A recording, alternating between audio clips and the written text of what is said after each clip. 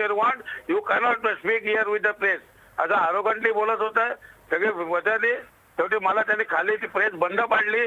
मला त्यांनी खाली उतरायला भाग पाडला हॉटेलमध्ये. मग मी आजीकडे जातो निघालो होतो म्हणून त्यांनी मला गाडीत बसू दिलं आणि मग पोलिसांचा घेराव घातला. माझ्या लक्षात आलं की आता माझ्यावर आलेल्या सर्व महाराष्ट्राच्या कार्यकर्त्यांनी अटक करायच्या मूडमध्ये आहेत. म्हणून मी त्याला सांगितलं मी आजीकडे चाललोय, माझा रस्ता रोखू नका. पण पाटील नावाचा जो अधिकारी आला होता त्याला मी बाजूला व्हायला सांगितलं आणि आजीकडे गेल्यावर काय ते करू असं मला घेऊन त्यांनी आमचा पाठलाग चालू केला. की शेवटी महाराष्ट्र पाठलाग बघितल्यानंतर माझ्या लक्षात आलं की आज मला अटक व्हायला हरकत नाही. माझ्यावर ज्या हाकनाक इतर कार्यकर्ते आणि बेळगावचे जे स्थानिक कार्यकर्ते आहेत ते म्हणले की साहेब तुम्ही महाराष्ट्राच्या बाउंड्रीमध्ये चला आता. पण त्यांचा पाठलाग पुढे मी आणि माझ्या मागे त्यांची दुर्दैवाने इतका जोरात पाठलाग करत होती की त्यांची जीभ उलटली. पोलीसही जखमी झालेले आहेत. एवढ्या क्रूरपणाने महाराष्ट्राच्या आणि मराठी प्रश्नाबद्दल एक पोलीस वागतायत हे याचं जिवंत उदाहरण आहे. म्हणून मी त्यांना निषेध तिथे केला त्याच्या अधिकाऱ्याचा. पण तो एवढा उर्मट होता कारण त्याच्या राज्यात त्याला सरकारचं संरक्षण होतं म्हणून तो उर्मटपणा मागत होता. रावतेजी काय वाटतं, आपण मराठी माणसं अगदी शिवसेनेसारखा कडवट प्रादेशिक विचारांचा पक्ष सुद्धा जय महाराष्ट्र बोलण्यापूर्वी जय हिंद आपण बोलतो, आपण भारतीय असल्याचं प्रथम लक्षात ठेवतो. मात्र कर्नाटकात गेल्यावर आपण भारतीय हे जणू काही ते विसरून जातात. आपला दिवाकर रावतेंचा संपर्क तुटलेला आहे. अवधूत वाघजी, आता आपण ऐकलं आपले आमदार दिवाकर रावते घटनेनुसार निवडणुका होतात त्यानुसार निवडून गेलेले. ज्या पद्धतीनं कर्नाटकातील पोलीस वागतात त्यांचाही कदाचित नाईलाज असेल गणवेशातील पोलिसांचा, कारण राजकारण्यांचा एवढा प्रचंड दबाव आहे. आपल्या मराठी माणसांवर अगदी घरात घुसून तिथं लाठीमार करताना दिसले. दगड हाती होती पोलिसांच्या, दगड हाती घेऊन पोलिसांनी दगडफेक सुद्धा केली. मी मराठीनं प्रत्येक दृश्य प्रत्येक अन्याय मराठी माणसांसमोर सरकारी अधिकाऱ्यांसमोर पोहोचवला, चेतवलं, महाराष्ट्राला जागवलं. मात्र आता जे दिसतंय की कन्नड रक्षक वेदिकेचे गुंड वाटेल तो नंगानाच घालतात, त्यांना कोणी रोखत नाही, त्यासाठी कायदा सुव्यवस्था कुठे आड येत नाही. आपल्या मराठी आमदारांना जे घटनेनुसार झालेल्या निवडणुकीतून निवडून गेल्या त्यांच्यावर अन्याय होताना दिसतोय. आता तुम्ही काय सांगाल? हे जालियनवाला बागमध्ये इंग्रजांनी भारतीयांवर जो अत्याचार केला त्या अत्याचाराची आठवण मला आता आलेली आहे. जो अन्याय आणि जो अत्याचार जो लाठीमार कन्नड पोलिसांनी केला, हा कन्नड पोलिसांनी केलेला लाठीमार हा कर्नाटकाच्या सरकारने त्यांच्या होम डिपार्टमेंटने आदेश दिल्याशिवाय होऊच शकत नाही. त्याच्यामुळे ह्याच्या मागे संपूर्ण कर्नाटकाचं गव्हर्नमेंट आहे, कर्नाटकाचं होम मिनिस्ट्री आहे आणि या संपूर्ण कर्नाटकाचं सरकार जोपर्यंत बरखास्त होत नाही तोपर्यंत महाराष्ट्राच्या सीमा भागामध्ये राहणाऱ्या मराठी माणसाला न्याय मिळणार नाही. तुम्हाला मी सांगू इच्छितो की ज्यावेळी अटल बिहारी वाजपेयीचं सरकार होतं तर 1 नाही 2 नाही 7 वेळा या सीमा प्रश्नावर त्यांनी महाराष्ट्राचे मुख्यमंत्री आणि कर्नाटकाचे मुख्यमंत्री यांची मीटिंग बोलवली होती. 7 पैकी 3 वेळा महाराष्ट्राचे मुख्यमंत्री अनुपस्थित राहिले आणि 4 वेळा कर्नाटकाचे मुख्यमंत्री. दिवाकर रावतेजी पुन्हा एकदा आपल्याशी फोन लाईनवर आहेत. रावतेजी काय सांगाल, ज्या पद्धतीनं तिकडे वागणूक दिली जाते, आपण मराठी माणसं अगदी शिवसेनेसारखा कडवट प्रादेशिक पक्ष सुद्धा जय महाराष्ट्र बोलण्यापूर्वी जय हिंद बोलतो. आपण आपल्या भारतीयत्वाचा भारतीय नागरिक असल्याची आपण सातत्यानं आठवण ठेवतो, देशाला प्रथम महत्त्व देतो. मात्र कर्नाटकात आपल्याच राज्यात शेजारी राज्यात आपलं भारतीयत्व विसरलं जातं, भारतीय नागरिक असल्याचे हक्क सुद्धा आपले डावलले जातात आहे. नाही, या संदर्भामध्ये माझा घटनात्मक अधिकार मला बजावू दिला नाही. कायदेशीर त्या संदर्भात सुद्धा काय करायचं याच्यावर विचार करतोय. कदाचित कर्नाटकाच्या हायकोर्टामध्ये या संदर्भामध्ये संबंधित अधिकाऱ्याच्या विरोधामध्ये मी स्वतः रिट करायच्या विचारात आहे. रावतेजी काय वाटतं, सर्वोच्च न्यायालयात आज जेव्हा प्रकरण आलं सर्वोच्च न्यायालयापुढे तेव्हा त्यांनी सुद्धा म्हटलंय, माननीय न्यायालयाने सुद्धा म्हटलेलं आहे की येळूर मधील ज्या घटना आहेत त्या खूपच गंभीर आहेत. मात्र ज्या पद्धतीनं आपला महाराष्ट्रातील राज्यकर्ते वागतात, तोंडानं खूप काही वाफा दडवल्या जातात. अजित पवार इथं कॅबिनेटमध्ये बोलतात, मराठी माणसावरचा अन्याय सहन केला गेला नाही असं बजावतात. भारतीय जनता पक्षाचे तुमचाच मित्र पक्ष आहे विनोद तावडे मोठ्या गर्जना करतात मुंबईत. मात्र जेव्हा लोकसभेत विषय आला तेव्हा मात्र शिवसेनेच्या खासदारांना साथ देण्यासाठी कोणीही पुढे सरसावलं नाही. फक्त भारतीय जनता पक्षाचा एकच खासदार पुढे आला, सांगलीचा संजय काका पाटील. असं का घडतं? आपलीच मराठी माणसं दिल्लीत गेल्यावर शेपट्या का घालतात? तो भाजपचा मुळातलाच नाही आहे आणि तो काही झाला अन्याय की घुसळून उठतो. कारण माझे मित्र आहेत ते.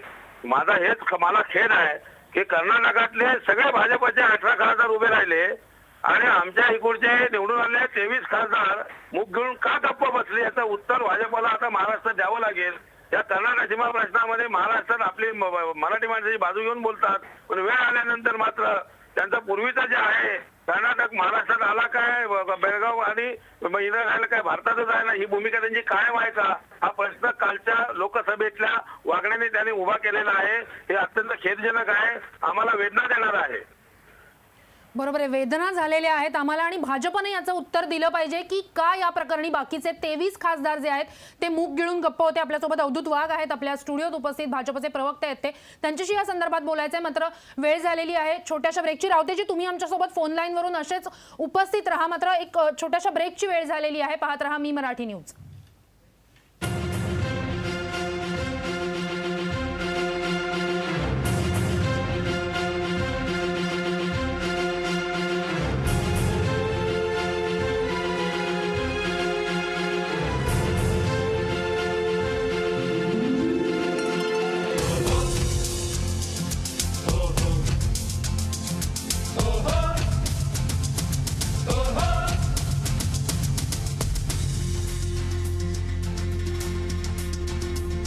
अंधार माजला जुलूम हासला, पिचलेल्या लोकशाहीत माणूस फसला. अंधार माजला जुलूम हासला, पिचलेल्या लोकशाहीत माणूस फसला. जगण्याचे रस्ते होत आहेत रुंद, सत्ता माजली अन्नेते बेबंद. जगण्याचे रस्ते होत आहेत रुंद, सत्ता माजली अन्नेते बेबंद.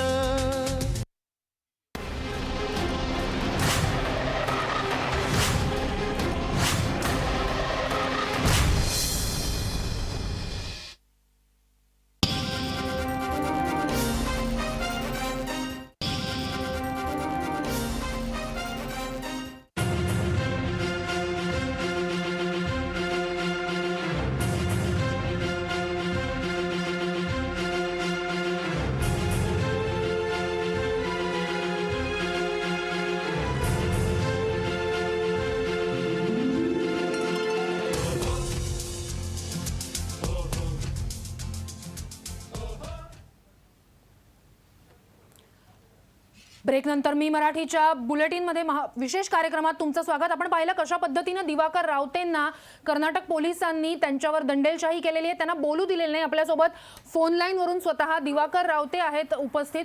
रावते सर, सगळ्यात महत्त्वाचा प्रश्न आहे की अभिव्यक्ती स्वातंत्र्याची गळचेपी देशातच केली जाते. घटनेने जो अधिकार दिलेला आहे तो नाकारण्यात आलेला आहे. या संदर्भात आता तुम्ही कर्नाटक सरकारच्या विरोधात काय म्हणणं मांडणार आहात, कशा पद्धतीने पावलं उचलणार आहात कर्नाटक सरकारच्या या दंडेलशाही विरोधात? कोल्हापूरमध्ये तीव्र प्रतिक्रिया उमटत आहेत. हे प्रचंड मोठा निषेध कोल्हापूरमध्ये लोकांमध्ये चीड निर्माण झालेली आहे. आणि मी जो गेलो होतो तुमच्या माहितीला सांगतो, येल्लूर गावातल्या 2000 युवकांवर यांनी 307 गुन्हे दाखल केलेले आहेत खून करण्याचा उद्देश म्हणून. इतके नीच पोलीस आहेत आणि ते सगळे घर सोडून बाहेर पळायला झालेले आहेत. म्हणून मी आज आजीला जाब विचारणार होतो की हल्ला तुम्ही केलात, घरं तुम्ही तोडली, तुमच्यावर एक दगड पडला नाही आणि परत गुन्हे टाकून त्यांच्यावर अशा प्रकारे जर तुम्ही डायरशाही करणार असाल आणि जबरदस्तीने तुमच्या पोलीस काका टाकवणार असाल तर मग कोणत्या मार्गाने आम्ही लढा जाब विचारायला गेलो होतो मी. ही परिस्थिती त्या येल्लूर गावामध्ये एका छोट्याशा गावातल्या मराठी माणसांना साफ चेंजून टाकायचं, वरवंटा फिरवायचा घरादारावर, अशा प्रकारची ही तयारी चालवलेली आहे. आज 5000 पोलिसांनी त्या गावामध्ये ठेवलेले आहेत. हॉटेलमध्ये जवळजवळ 1-1.5 पोलिसांनी घेराव टाकायला आणले आणि सर्वांना करायला लागले. इतकी पोलीसची काके आहे. आज मला खेद एवढाच होतोय की लोकसभेमध्ये काय चर्चा झाली, भाजपचे आमदार खासदार का उठले नाहीत हा नंतरचा विषय. पण मी आपल्या माध्यमातून सतत गेले 3 दिवस बोलतोय वेगवेगळ्या चर्चेत ना की राजनाथ सिंग हे देशाचे गृहमंत्री आहेत आणि ताबडतोब इथे आलं पाहिजे आणि ह्या परिस्थितीची पाहणी करून एक टीम पाठवून अहवाल तयार केला पाहिजे. इकडच्या पोलीस अधिकाऱ्यांना योग्य तो गृह मंत्रालयाचं काय कार्य असते आणि कर्तृत्व असते आणि त्यांचं कर्तव्य काय सांगितलं पाहिजे. ते राजनाथ सिंग आले नाहीत ही अत्यंत दुर्दैवी गोष्ट आहे. म्हणून आमच्या त्या मराठी माणसांनी कोणाकडे पाहायचं? शेवटी आम्ही लढायला जाणार, आम्हाला अटक होतील, आम्हाला आत्महत्या टाकतील, घटने भरतील, हा नेहमीचा खाक्या झाला राजकारणातला. परंतु त्यांचा आधार देण्याकरता जर तिकडचे राजवट त्यांना साथ देत नसेल तर केंद्रातल्या सरकारने आता तरी काँग्रेस सारखे मुख घेऊन बसता कामा नये ही आमची अपेक्षा आहे. दिवाकरजी काय वाटतं आपल्या मुंबईतून, आपल्या मराठी मुंबईतून विलेपार्ल्यासारख्या मराठी बहुल भागातून कृष्णा हेगडे, तिकडे गुरुदास कामा आतापर्यंत खासदार होते, त्यांना केंद्रीय पातळीवर आपण नेतृत्वाची संधी दिली, इकडे जगन्नाथ शेट्टी आहेत माटुंग्यातून, आपल्याच मुंबईतल्या माटुंग्यातून, अशा प्रकारे सुरेश शेट्टी आहेत मंत्रिमंडळात सुद्धा आपण त्यांना मानाचं स्थान दिलेलं आहे. सातत्यानं मराठी माणूस कोणत्याही कन्नड भाषिकाला परक मानत नाही. आपण कन्नड भाषिका हॉटेलांचा उडप्यांचा धंदाही व्यवस्थित चालू देतो. सर्व काही इथं घडतं. कन्नड भाषिक संस्था सुद्धा इथं चालतात. मुंबई महानगरपालिका, राज्याचं पाठ्यपुस्तक मंडळ कन्नड भाषिक मुलांसाठी वेगळ्या शाळा चालवतं. वेगळी पाठ्यपुस्तक, क्रमिक पाठ्यपुस्तकं सुद्धा त्यांच्या मातृभाषेत त्यांना पुरवली जातात, मोफत पुरवली जातात. तिकडे मात्र आपल्या महाराष्ट्रातील तुमच्यासारख्या ज्येष्ठ नेत्याला, घटनेनुसार झालेल्या निवडणुकीच्या मार्गाने सभागृहात पोहोचलेल्या नेत्याला ज्या पद्धतीनं आपल्याच देशातल्या, आपल्याच राज्यात, आपल्याच मराठी भाषिक बहुसंख्येच्या प्रदेशात ज्या पद्धतीनं पोलीस, आपलेच पोलीस, कर्नाटकचे पोलीस ज्या पद्धतीनं तुमचा पाठलाग करतात, तेव्हा नेमकं काय भावना मनात येतात तुमच्या? भावना अत्यंत उद्विग्न होत्या. आमचे सुरेश शेट्टी कर्नाटकी असले तरी सभागृहामध्ये शुद्ध मराठीतच बोलतात, याचा अभिमान मी नेहमी बाळगलेला आहे. परंतु आम्ही इकडे मराठी कन्नड भ्रतार म्हणून त्यांची तिथे सन्मान होत असतो. हा विषय महाराष्ट्राने त्यांना सन्मानित केला. त्यांनी काय, पण मला डाब विचारत होता अधिकारी, कहा से जुन गया है, कहा क्यों हुआ, मैं मुंबई गया, जाओ बॉम्बे में जाओ, उधर बोले लो. इतक्या मगरुरीत हे अधिकारी बोलतात. माझ्या महाराष्ट्रात असा अधिकारी सापडला असता तर त्याच्या आता काय बोलणार मी. पण ही परिस्थिती इतकी आरोगंड आहे, इतकी मगरुरी यांच्यामध्ये आलेली आहे. त्याला कारण सरकार आहे, सरकारचा पूर्ण पाठिंबा आहे. आपलं काही वाकडं होऊ शकत नाही. म्हणून केंद्र सरकारच्या गृह खात्याने याच्यात ताबडतोब हस्तक्षेप केला पाहिजे. तिकडच्या मराठी माणसाला संरक्षण दिलं पाहिजे. आणि माननीय उद्धवजी ठाकरे यांनी सतत सातत्याने हा प्रदेश केंद्रशासित करा, न्यायालयाचा निर्णय लागेपर्यंत या मागणीला, आता तुमच्याकडे बहुमत, एवढं प्रचंड बहुमत आहे आणि आम्ही तुमच्या बरोबर आहोत, इतर तुमच्या बरोबर आहेत. हा प्रदेश आता तातडीने केंद्रशासित करावा आणि तिकडच्या मराठी माणसांना निर्णय लागेपर्यंत का होईना पण दिलासा द्यावा. ही मागणी आता भाजपने निर्णायक पद्धतीने पुढे नेली पाहिजे. अशा प्रकारची आग्रही भूमिका करतो आहोत आम्ही. जर 18 खासदार तुमच्याकडनं कर्नाटकाचे जाणार असतील तर आम्ही तुमच्या बरोबर आहोत. तेवढीच संख्या ठेवण्याकरता विचार याची ध्यान ठेवावं. आणि शिवसेना ही तुमच्या मागे ह्या बाबतीमध्ये खंबीरपणाने सभागृहात ते खासदार जरी पलटले तरी राहील. पण आता मात्र केंद्रशासित प्रदेश करून इकडच्या माणसांचा हा जात, 4 पिढ्यांचा जात संपवावा. अशा प्रकारची कळकळीची विनंती मी आपल्या माध्यमातून केंद्र सरकारला करतोय आणि इकडच्या स्थानिक भाजप नेत्यांना करतोय की आता जागा वाटप करता आणि याच्याकरता जे तुम्ही केंद्रात धावताना याच्याकरता धावा. महाराष्ट्रातली जनता तुम्हाला डोक्यावर घेईल. रावते सर, तुम्ही आमच्यासोबत असेच राहा. येळ्ळूर प्रश्नी एक महत्त्वाचा, सुप्रीम कोर्टात आज सुनावणी झाली. येळ्ळूरची जी घटना आहे ती गंभीर आहे असं सुप्रीम कोर्टानं म्हटलेलं आहे. 6 आठवड्यात म्हणणं मांडावं असं सुद्धा सुप्रीम कोर्टानं या संदर्भात स्पष्ट केलेलं आहे. अत्याचारग्रस्त जे आहेत तिथले अन्यायग्रस्त, त्यांनी या संदर्भात याचिका दाखल करावी असंही सुप्रीम कोर्टात स्पष्ट झालेलं आहे. सुप्रीम कोर्टानं म्हटलेलं आहे येळ्ळूर प्रश्न हा गंभीर प्रकरण आहे, अत्याचारग्रस्तांनी कोर्टात याचिका दाखल करावी असं सुप्रीम कोर्टानं म्हटलेलं आहे. 6 आठवड्यात महाराष्ट्र सरकारनं आपलं या संदर्भातलं म्हणणं मांडावं. श्रुती म्हणजे एक पाहिलं तर दिल्लीत सुप्रीम कोर्टासमोर मराठी माणसांवर जो अत्याचार होता, अमानुष अत्याचार जे होतात आहे, त्याचा आवाज पोहोचलेला, कोर्टानं त्याची दखल घेतली आहे. दिल्लीत हरीश रोगे आपल्यासोबत आहेत, काँग्रेसचे नेते. हरीशजी, तुम्हाला विचारायचं वाटतं, महाराष्ट्रात काँग्रेसचे सरकार, मुख्यमंत्री मोठ्यानं गर्जना करतात. त्यांनी सुद्धा प्रथमच महाराष्ट्राचा मुख्यमंत्री खरं तर बोलला, कौतुक वाटलं की काँग्रेसच्या मुख्यमंत्री सुद्धा कदाचित लोकसभेच्या पराभवाचा संदर्भ देऊन असेल, त्यामुळे त्यांनी धसका घेऊन का होईना, मात्र त्यांनी प्रथमच बेळगावातल्या मराठी माणसाच्या बाजूने आवाज उठवला. अजित पवार सुद्धा उपमुख्यमंत्री बोलले, कॅबिनेटमध्ये त्याच्यावर चर्चा झाली, ठराव पास झाला. मात्र दिल्लीत जेव्हा लोकसभेत हा विषय आला तेव्हा काँग्रेसचे इन मिन 2 जे काही खासदार होते ते मात्र मठ्ठासारखे गप्प बसलेत. काँग्रेसला दिल्लीत गेल्यावर काँग्रेसच्या मुंबईतल्या वाघाचं तिकडे मांजर का होतं, शेपट्या का टाकल्या जातात.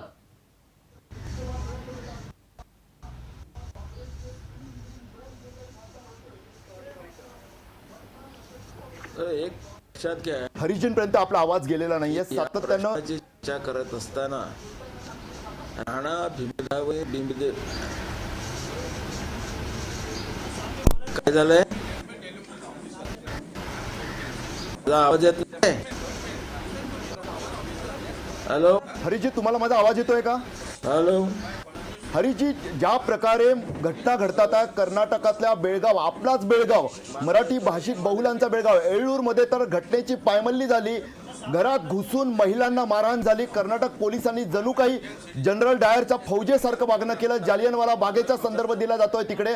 आज सुद्धा आपले महाराष्ट्रातले आमदार, घटनेनुसार निवडून गेलेले आमदार तिथे गेलं. पोलिसांनी त्यांचा जणू काही शत्रू सैन्याचा करतात तसा पाठलाग केलाय तिथं.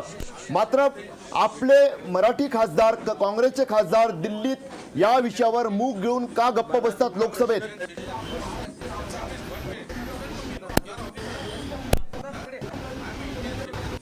मला तुमचा प्रश्न कळलेला आहे. देवी मला वाटतं तांत्रिक हरीश, अडचणीमुळे त्यांचा आवाज हरीश, आपल्यापर्यंत दोघांसोबत पोहोचत आपला नाहीये. आवाज खरं पोहोचत तर नाहीये. मात्र हाच प्रश्न खरं तर उपस्थित होतो श्रुती, की सातत्यानं अत्याचारामागून अत्याचार, 4 पिढ्या, आता दिवाकर रावतेच्या भावना व्यक्त करतात आहे त्या योग्यच आहेत की 4 पिढ्या झाल्या, अत्याचारामागून अत्याचार सुरू आहेत. कर्नाटकच्या सत्तेवरील पक्ष बदलतो मात्र होत काहीच नाही. हाच आणि खरं महत्वाचा मुद्दा आहे. याआधी भाजपचं सरकार होतं, आता काँग्रेसचं सरकार आहे.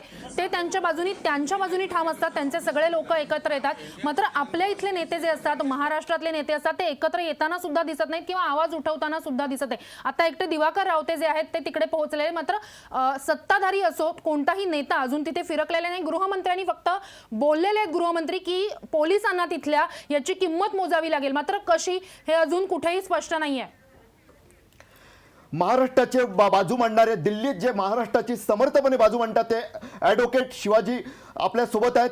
नेमकं काय त्यांचा आपण ऐकूया की ते त्या प्रकरणाविषयी माहिती देतात की सर्वोच्च न्यायालयात नेमकं काय घडलं. Complete pleadings, everything is complete now at the stage of recording of evidence and the final arguments.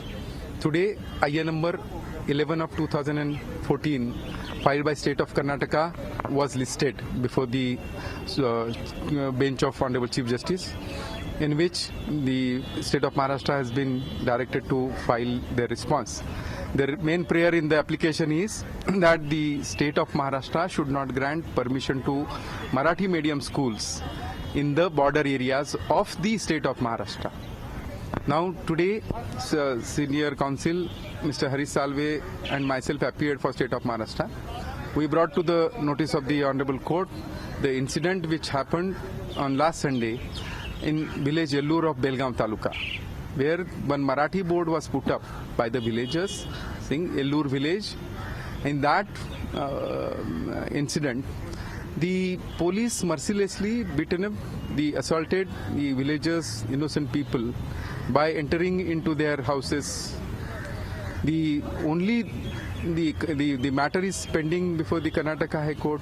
In a PIL, court has merely issued notice, and taking advantage of that, the police have taken this action.